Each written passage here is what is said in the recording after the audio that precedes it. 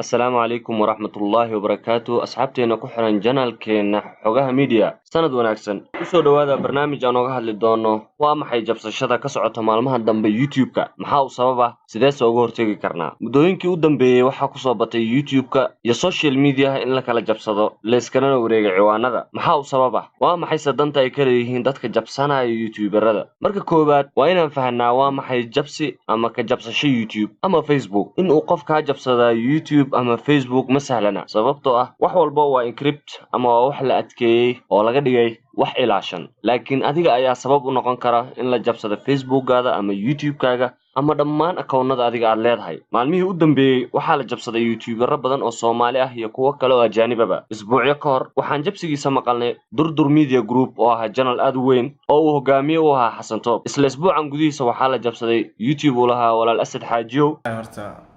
qofka sidaan sameeyay YouTube-kii waa laga dhacay أنا فيديو دقا روي دورتان ويسور دقلويسي دورتان كهرنا أرماني ومقنا أسكنا notification waxaa ii soo dhacay yes inoo saa ogtaabo hadii ciwaanka meelka laga gala camal armeenan la isticmaal jiray labadeen la ahayn markaysaa dhahday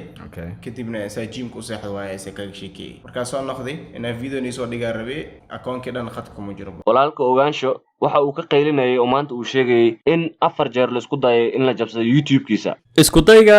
jabsashada kanaalka ogaansho sidaan sheegnay xalayto 5 jeer ugu yaraan qof ku sugan Muqdisho ayaa isku dayay in uu helo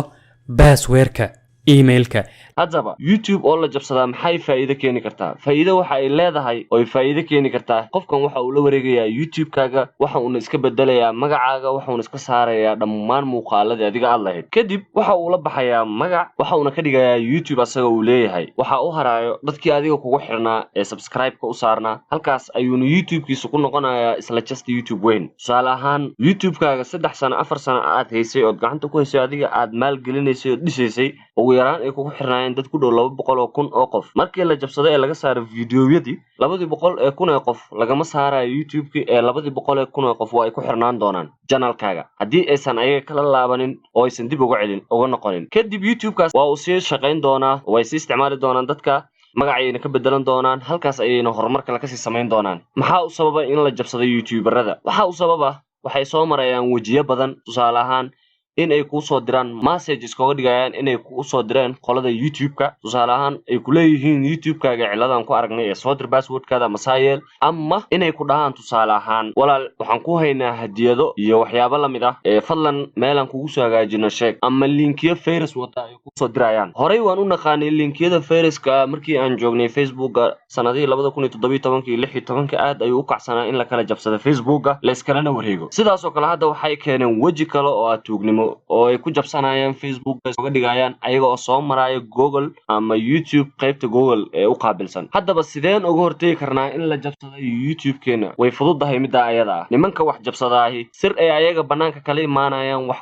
kuma jabsadaan waxna kuma qaadan karaan sababtoo ah sida aan horey u soo sheegnay wax walba waa ay dhowrsan yihiin oo waa encrypt ama waa secure haddii ay sidaas tahay maxaa waaye jabsiga adiga ayaa ka qayb qaadan kara jabsiga loo geysanayo daatadaada ama akoonnadaada tusaale ahaan inaad caawisaa qofkii wax jabsanayay sidee 99% ama 100% tuugada waxay wax ku jabsadaan ama ay hackers ka sameeyaan in ay adiga ka qaadaan information kii ay ku jabsan lahaayeen YouTube-kaaga ama akoonnadaada ama daatadaada haddaba cidnaha u ogolaanin inay ogaato daatadaada haana u fasixin in aad mar walba uga sheekayso waxyaabaha qaaska ku ah waxaan kuu sheegayaa 3 step oo ku anfici doonta ama 3 tusaale ama talo haddii aad samayso aad ku guuleysan doonto YouTube-kaaga Gmail-ka ku xiran ama account-kaaga